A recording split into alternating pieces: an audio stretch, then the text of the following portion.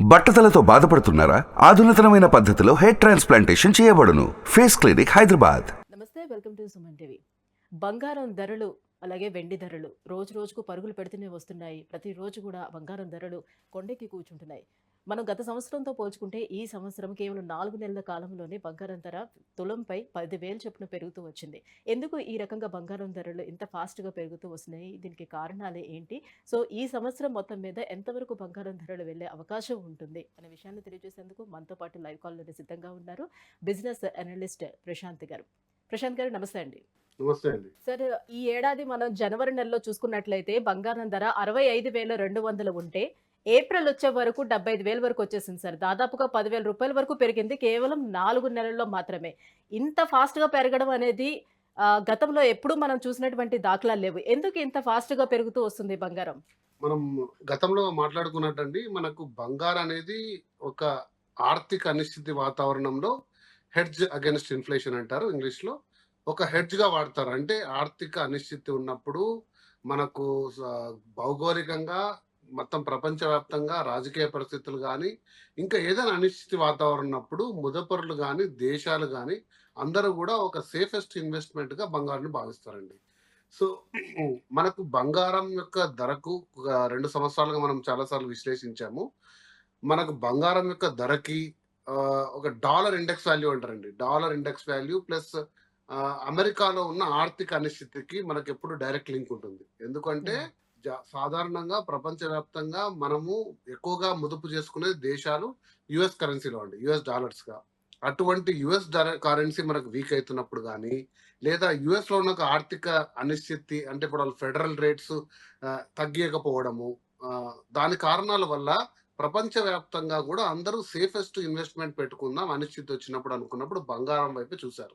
గత 2 హ్మ్. సంవత్సరాలుగా కేవలం దేశాలు మాత్రమే ప్రతి సంవత్సరం 1000 టన్నుల పైగా బంగారాన్ని కేవలం బిస్కెట్ల రూపంలో తీసుకొని దాచుకున్నారు. సో, ఇంత పెద్ద మొత్తం బంగారాన్ని దేశాలు కొనడం స్టార్ట్ చేసినప్పుడు అలాగే రీటైల్‌లో ఎప్పుడు ఉంటుంది బంగారానికి డిమాండ్.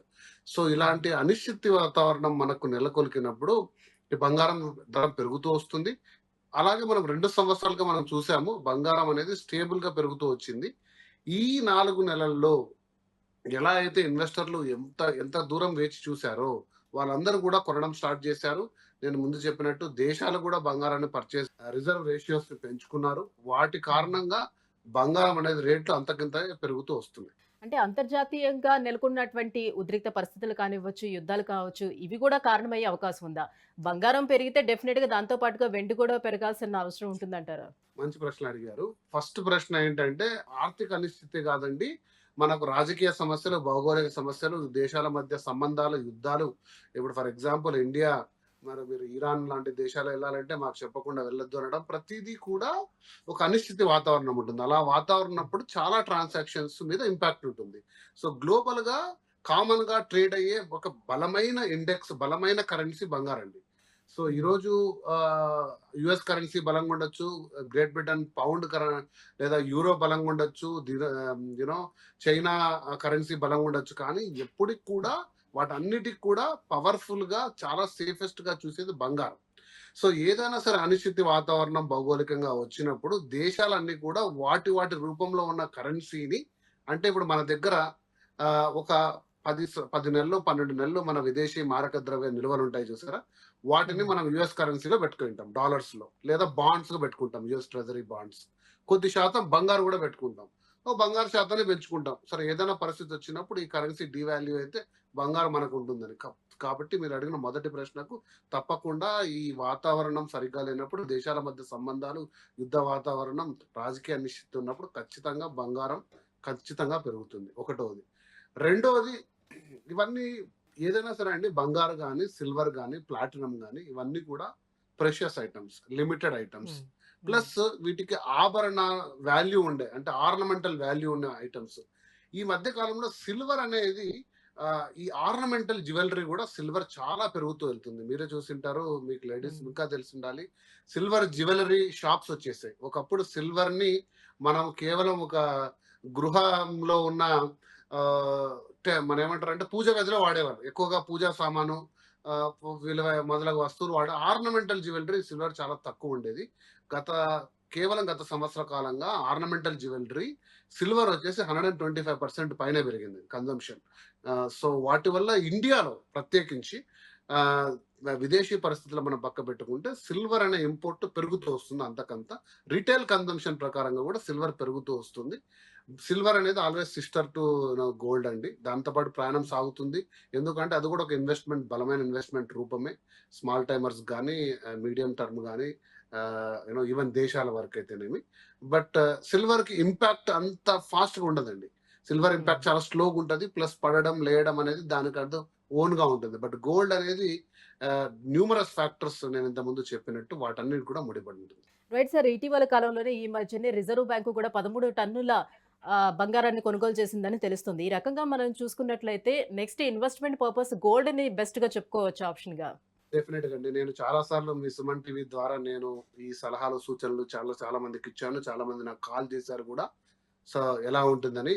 వన్స్ అగైన్ నేను ఒక అంచనాని, నాకుండే పరిజ్ఞానం ప్రకారం సలహాలు చెప్పగలను. బంగారు అనేది డెఫినెట్ గా ఒక సేఫెస్ట్ ఇన్వెస్ట్మెంట్. ఎందుకంటే ఒక దేశము తన దగ్గర ఉన్న ఒక విదేశీ మారక ద్రవ్య నిల్వల్ని బంగారు రూపంలో దాచుకుంటుందంటే, ఒక సామాన్య ముదపరుడుగా, ఒక రిటైల్ ఇన్వెస్టర్ గా మనకు దగ్గర ఉండే మనం చేసుకున్న సేవింగ్స్, మ్యూచువల్ ఫండ్స్ కావచ్చు, స్థిరాస్తులు కావచ్చు, ఇంకోటి కావచ్చు, బాండ్ల రూపంలో కావచ్చు, పోస్ట్ ఆఫీస్ కావచ్చు, ఫిక్స్డ్ డిపాజిట్లు కావచ్చు, ఇందులో బంగారంని కొంత మొత్తం చేర్చుకోవడంలో తప్పులేదు.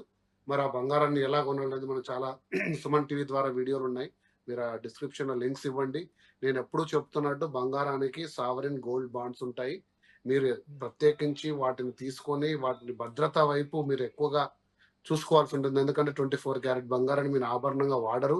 బిస్కెట్ల రూపంలో దాచుకోవాలి. లాకర్లు ఇవన్నీ జంజాటం లేకూడదు. అంటే సావరిన్ బాండ్స్ వల్ల మీకు ఎంత రేటు పెరుగుతుందో అంత వాల్యూతో పాటు ప్రాఫిట్ పైన నాట్ ట్యాక్సిబుల్ ఉంటుంది. మళ్ళీ 2.5% అదనపు రెవెన్యూ ఉంటుంది. కొంచెం లాక్ ఇన్ పీరియడ్ ఉంటుంది. వీటిని మళ్ళీ సెకండరీ షేర్ మార్కెట్ లో సేల్ చేయొచ్చు. చాలా లాభాలు ఉన్నాయి. సావరిన్ గోల్డ్ బాండ్స్ అని చెప్పి సుమన్ టీవీ ద్వారా వీడియో చేశాను, చూడండి. లేదంటే మీరు షేర్ మార్కెట్ లో కొనొచ్చు. లేదంటే 24 క్యారెట్ గోల్డ్ కొనొచ్చు బిస్కెట్లు. ఇవేది కాదు, మనకు ఇంటికి కూడా అవసరాలు కావాలనుకుంటే మీరు 22 క్యారెట్ ఆభరణ రూపంలో కూడా ఈరోజు తరుగు ఇవి లేకుండా దొరుకుతున్నాయి. ఏ రూపంలో ఉన్నా కూడా అది ఖచ్చితంగా సేఫెస్ట్ ఇన్వెస్ట్మెంట్ అండి. ఇంకా ఈ సంవత్సరం మొత్తం మీద మనం చూసుకున్నట్లయితే బంగారం ధర ఎంతవరకు వెళ్ళే అవకాశం ఉండొచ్చు సార్? అంటే వెళ్ళి ఎక్కడైనా ఒక దగ్గర స్టాప్ అవుతుందా అసలు? మనము దాదాపు 52,000 ఉన్నప్పుడు ఇదే క్వశ్చన్ అడిగామండి. దాదాపు 1.5 year బ్యాక్ మనం అనుకున్నాము. సో 2024 డిసెంబర్ వరకు 80,000 వరకు వెళ్ళే అక్కడ స్టేబుల్ అవుతుందని ఒక అంచనా ఉందండి. అంటే ఎప్పుడైతే మనకు 37,000, 38,000లో ఒక 2 ఏళ్ళు దాదాపు బంగారు స్టెబిలైజ్ అయ్యి తర్వాత గ్రాడ్యువల్ గా పెరుగుతుంది. అంటే మీరు ఇందాక అన్నారు కదా, జనవరి టు ఏప్రిల్ స్టీప్ ఇంక్రీజ్ అంటారు.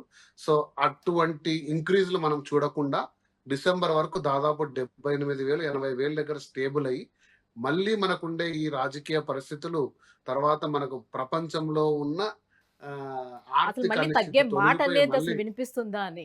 తగ్గడం ఉండదండి. ఎందుకంటే బంగారు ఎప్పటికప్పుడు కొత్తగా జనరేట్ అయ్యే ఐటమ్ కాదండి. బంగారు అనేది మీరు నాకు తెలిసి కొన్ని సంవత్సరాల్లో ప్రపంచంలో ఉన్న అన్ని బంగారు మైనింగ్ అయిపోతుంది. అంటే తీయలేము ఇంకా. అంటే బంగారు తీయడానికి లోపలికి వెళ్తే దానికి గ్రాము ఖరీదు 6,000 రూపాయలు అయితే తీయడానికి 8,000 అయింది అనుకోండి మన ఖర్చు. ఆ రోజు బంగారు మైనింగ్ చేయడం ఆపేస్తాం. ఎందుకంటే అంత లోతుకు మనం తీయలేదు. సో ప్రపంచంలో బంగారు లిమిటెడ్. లిమిటెడ్ ఉన్నప్పుడు ఏమవుతుందంటే ఉన్న బంగారే రీసైకిల్ అవుతూ ఉంటుంది. రీసైకిల్ ఉన్నప్పుడు కొత్త బంగారం రానప్పుడు డిమాండ్ తగ్గే ఆస్కారం లేదు.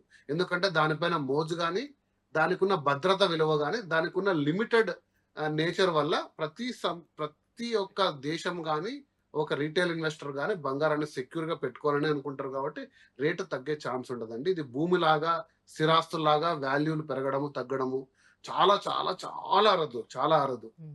కాబట్టి కరెన్సీకి కూడా అందుకే ఇట్స్ హెడ్జ్ అగైన్స్ట్ ఇన్ఫ్లేషన్ అంటారు. సో మనకు మాంద్య పరిస్థితులు వచ్చినప్పుడు దీన్ని సేఫెస్ట్ బెట్ గా వాడతారు. కాబట్టి ఇది పడిపోవడం అనేది దాదాపుగా అంటే ఊహించదగని విషయం. Right. Thank you so much sir. బంగారు ధరల గురించి మీ అనాలిసిస్ మాకు తెలియజేసినందుకు థ్యాంక్ యూ. సుమన్ టీవీలో మీ పర్సనల్ అండ్ బిజినెస్ ప్రమోషన్స్ కోసం కింది నెంబర్కి కాంటాక్ట్ చేయండి.